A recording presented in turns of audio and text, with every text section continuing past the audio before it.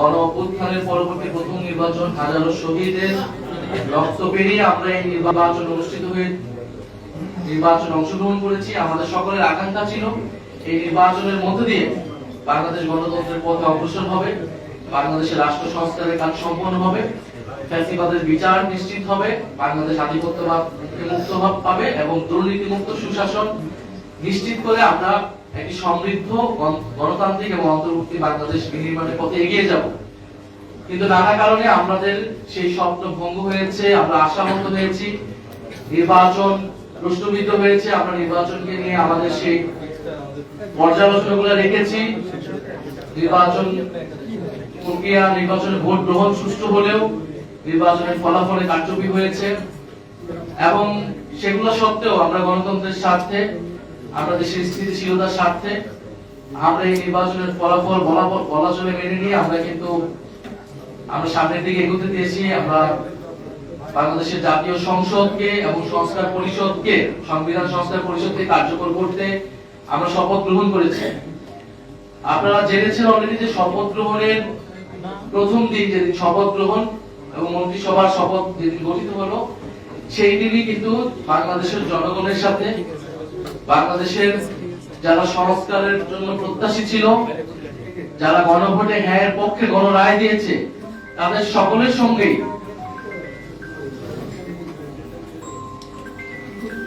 সকলের সঙ্গেই এক ধরনের প্রতারণা করা হয়েছে। সংবিধান সংস্কার পরিষদের সদস্য হিসেবে সরকারি দল তারা শপথ গ্রহণ না করে, যেখানে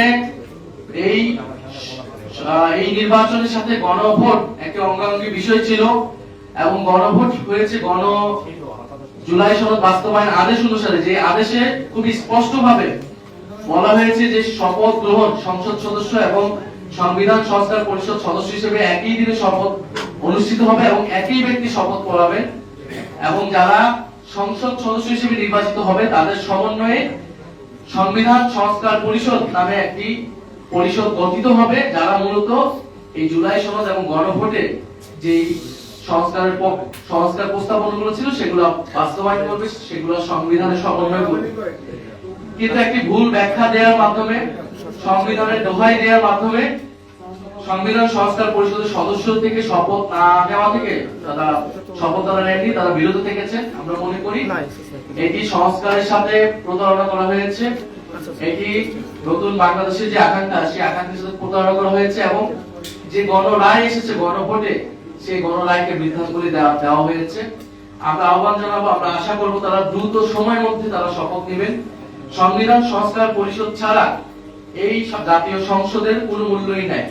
আমরা গণ অভ্যুত্থানের পরে ঐক্যমত কমিশনের আলোচনার মাধ্যমে, নির্বাচনের মাধ্যমে, গণভোটের মাধ্যমে এই জাতীয় সংসদে যাচ্ছি, কারণ এই জাতীয় সংসদ শুধু জাতীয় সংসদ না, এই জাতীয় সংসদ একটি সংবিধান সংস্কার পরিষদ হিসেবে কাজ করবে এবং সংবিধান পরিবর্তন করে বাংলাদেশের গণতান্ত্রিক যে সংস্কার, বাংলাদেশের প্রতিষ্ঠানগুলোর যে সংস্কার, সেই সংস্কারগুলো নিশ্চিত করবে।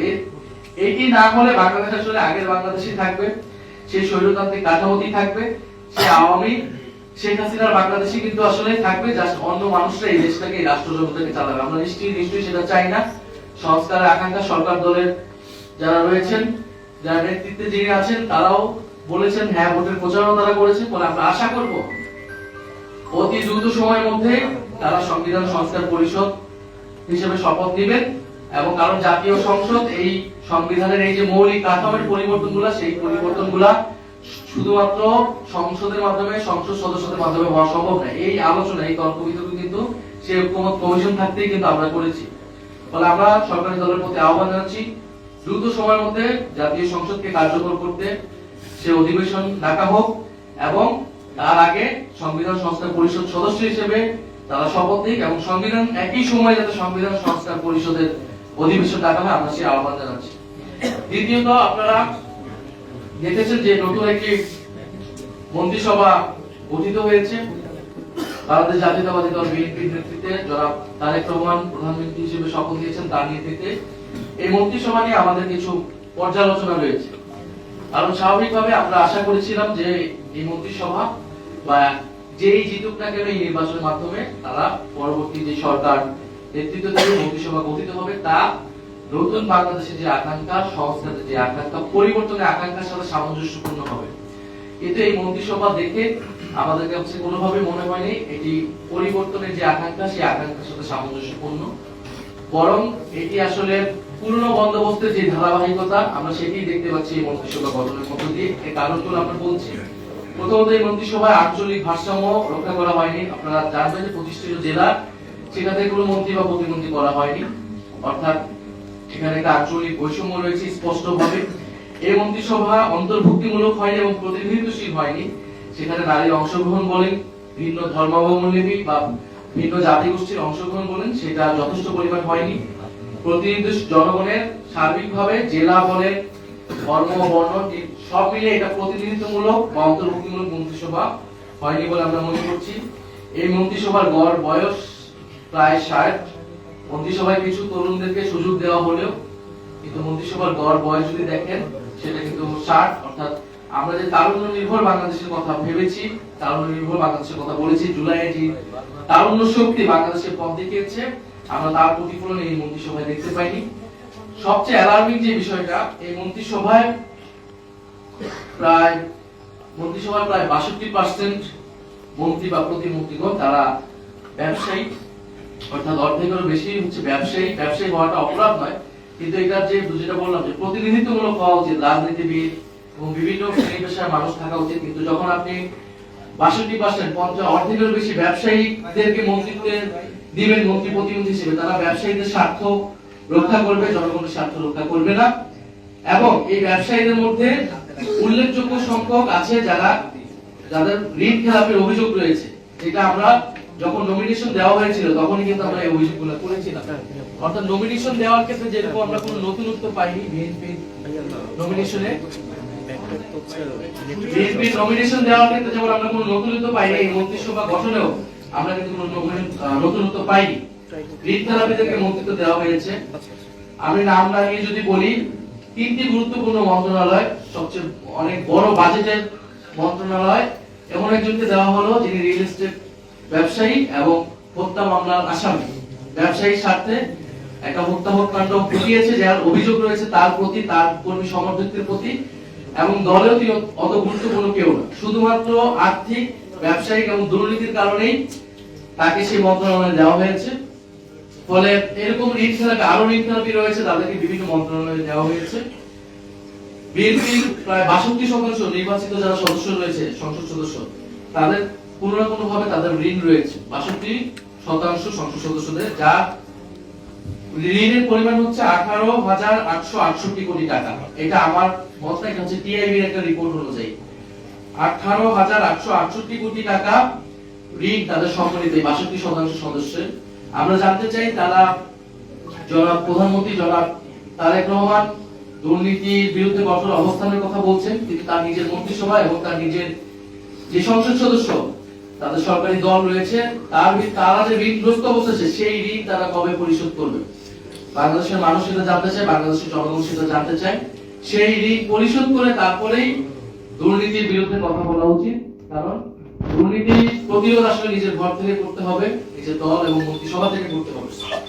ফলে আমরা দেখতে পাচ্ছি যে এই মন্ত্রিসভায় ব্যাপক ধরনের আর্থিক অস্বচ্ছ, দুর্নীতিগ্রস্ত এবং ঋণ খেলাপির অভিযুক্ত, হত্যা মামলার আসামি, এই ধরনের লোককে এই মন্ত্রিসভায় স্থান দেওয়া হয়েছে। নিশ্চয়ই কিছু ভালো অভিজ্ঞ লোকদেরকে এই মন্ত্রিসভায় স্থান দেওয়া হয়েছে, আমরা সেটাকে সাধুবাদ জানাই। কিন্তু আমরা আশা করেছিলাম যে এই মন্ত্রিসভাটা জুলাই গণঅভ্যুত্থান পরবর্তী প্রথম নির্বাচনে বিজয়ী সরকার, বিজয়ী দলের যে মন্ত্রিসভা আছে সেটা সম্পূর্ণরূপে পরিমাণ ফ্রেশ থাকবে।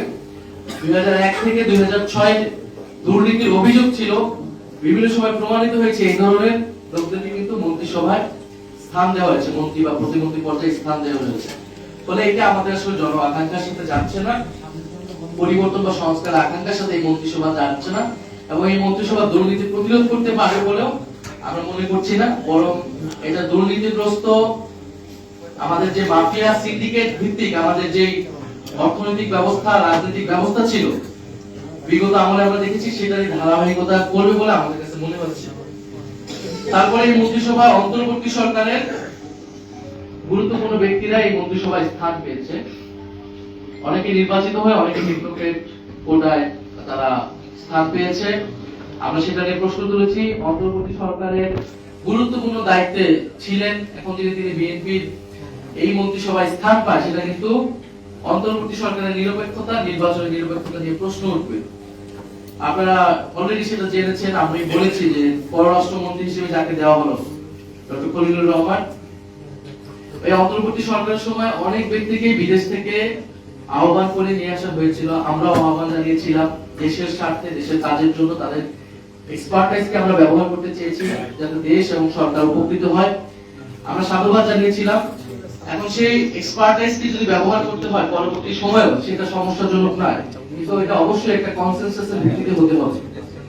কারণ কোনো ধরনের সমঝোতা ছাড়াই অন্তর্বর্তী সরকার কিন্তু একটা সমঝোতার ভিত্তিতে পরিচালিত হয়েছে। কোনো ধরনের সমঝোতা ছাড়াই, আলাপ আলোচনা ছাড়াই যদি অন্তর্বর্তী সরকারের গুরুত্বপূর্ণ দায়িত্ব, যিনি নির্বাচনেও গুরুত্বপূর্ণ দায়িত্ব পালন করেছেন, সেরকম একজনকে যদি বিএনপি সরকারের, এই নতুন সরকারের গুরুত্বপূর্ণ মন্ত্রণালয় দেওয়া হয়, তাহলে জনমনে এই প্রশ্ন আসবে, আমাদের মনে প্রশ্ন এসেছে। আমরা আশা করব যে এই প্রশ্নের সুরাহা প্রধানমন্ত্রী করবেন, এই মন্ত্রিসভা করবেন, এবং যার পদত্যাগ বিএনপির একসময় নিজেই চেয়েছে অন্তর্বর্তী সরকারের সময়, তখন আমরা এটার বিরোধিতা করেছিলাম। ফলে কি এমন ঘটে গেল যে যাকে অন্তর্বর্তী সরকারই বিএনপি দেখতে চায়, তাকে নিজ মন্ত্রিসভায় বিএনপি নিয়ে এসেছে, সেই রহস্যটা বাংলাদেশের জনগণ জানতে চায়। দ্বিতীয় গুরুত্বপূর্ণ বিষয়টি হচ্ছে যে সবচেয়ে অ্যালার্মিং আমরা দেখতে পাচ্ছি গত 2-1 দিন ধরেই, যে বাংলাদেশে ফ্যাসিস্ট আওয়ামী লীগকে পুনর্বাসনের একটা প্রচেষ্টা চলমান আছে। বিভিন্ন জেলা উপজেলায় আওয়ামী লীগের কার্যালয় খুলে দেওয়া হচ্ছে, এবং মিডিয়াগুলোতেও কিছু কিছু মিডিয়া সেটাকে ব্যাপকভাবে প্রচার করছে, এমন ভাবে যেন উৎসাহ দেওয়া হচ্ছে। আওয়ামী লীগ কিন্তু কার্যত এবং আইনত নিষিদ্ধ একটি সংগঠন, এবং তার বিচার প্রক্রিয়া চলমান আছে।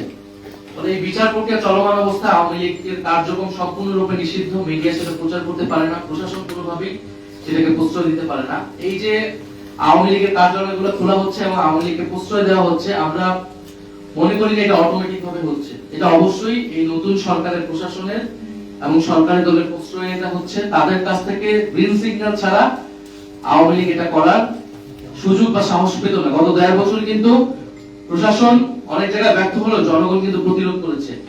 রাজনৈতিক ফ্যাসিবাদ বিরোধী রাজনৈতিক কর্মীরা সেটা প্রতিরোধ করেছে। ফলে আমরা আশঙ্কা করছি যে এই নির্বাচনে এরকম একটা যোগসাজশ হয়েছে ভারত, আওয়ামী লীগ এবং বিএনপির মধ্যে, এবং আওয়ামী লীগের পুরো ভোট ব্যাংকটাকে বিএনপি নিজের দিকে নেওয়ার চেষ্টা করেছে। বিএনপির, এটা আমরা আগেও বলেছি, এটা নতুন কোনো কথা না, বিএনপির বিভিন্ন বক্তব্যে, তার মঞ্চে জয় বাংলা স্লোগান দেওয়া, আওয়ামী লীগের লোকদেরকে পুনর্বাসন করা, হত্যা মামলা আসামিদেরকে নিজের দলে ফেরানো, এই চেষ্টা কিন্তু স্থানীয় পর্যায়ে হয়েছে। কিন্তু এইটা যদি এখন আওয়ামী লীগ সেটার বিনিময়ে, এই ভোট ব্যাংকের বিনিময়ে যদি আওয়ামী লীগের রাজনীতিকে পুনর্বাসনের চেষ্টা করা হয়, তাদের কার্যক্রমকে সুযোগ করে দেওয়া হয়, তাহলে তা কঠোরভাবে প্রতিহত করা হবে। আমরা প্রশাসনের প্রতি আহ্বান জানাবো যে 8টি বা 9টি জেলায় আওয়ামী লীগের জেলা কার্যালয় তালা খুলেছে, সেটা কিভাবে হয়েছে আমরা তার জবাব দিতে চাই, এবং অবিলম্বে সেটা প্রশাসনিকভাবে আইন শৃঙ্খলা বাহিনীর দায়িত্ব সেই কার্যালয় বন্ধ করা। যদি তারা ব্যর্থ হয়, তাহলে আমরা কিন্তু রাজনৈতিকভাবে প্রতিরোধের ডাক দেব সারা বাংলাদেশে, এবং সেটার জন্য কিন্তু এই সরকারকেও আমরা কিন্তু কাজ করে দাঁড়াবো, এই ফ্যাসিস্টদেরকে পুনর্বাসনের দায়। চতুর্থত আমরা বলতে চাই যে এই নতুন সরকার গঠনের সাথে সাথে আমরা দেখতে পাচ্ছি যে গণমাধ্যমের স্বাধীনতার উপর হস্তক্ষেপ হচ্ছে, গণমাধ্যমের কণ্ঠস্বরকে রোধ করে দেওয়ার চেষ্টা করা হচ্ছে। আপনারা অলরেডি শুনেছেন বাসসের ঘটনা, আপনারা জানেন, আপনারা এখন টিভির যে সাংবাদিকদেরকে শোকজ এবং পরবর্তীতে বরখাস্ত, সেই ঘটনা আপনারা জানেন। আমরা মনে করি যে ভিন্ন মত থাকবে, সংবাদপত্রের কাজই হচ্ছে, গণমাধ্যমের কাজই হচ্ছে প্রশ্ন করা। সেখানে আমরা চাই না যে কোনো দলীয় গণমাধ্যম, ফ্যাসিস্ট সময়ের মতো কোনো দলীয় গণমাধ্যম হোক, কিন্তু আমরা ইতিমধ্যে সেই প্রবণতা দেখতে পাচ্ছি। আমরা আশা করব এটা এই মুহূর্ত থেকে এটা বন্ধ হবে, গণমাধ্যম স্বাধীনভাবে কাজ করবে, এবং নির্বাচনে বা বিগত সময়ে কে কোন দলের পক্ষে কাজ করেছে এটা বিষয়টা সংবাদ মাধ্যম বা গণমাধ্যম বস্তুনিষ্ঠভাবে, সাংবাদিকরা নিরপেক্ষভাবে কাজ করবে। এটা আমরা সাংবাদিকদের কাছ থেকেও সেটা সেই দায়িত্বশীল আচরণ আশা করি, সবসময় বলে এসেছি। সরকারের কাছ থেকেও আমরা সেটা আশা করব, এবং সরকার দলীয় লোক যারা বিভিন্ন হাউসে রয়েছে, তারাও যাতে ভিন্ন মতের কোনো সাংবাদিকদের উপরে বা সত্য প্রকাশ করেছে এমন কোন সাংবাদিকদের উপরে তারা তাদের কণ্ঠ রোধ করবে না এবং স্বাধীনভাবে সাংবাদিকরা কাজ করতে পারবে।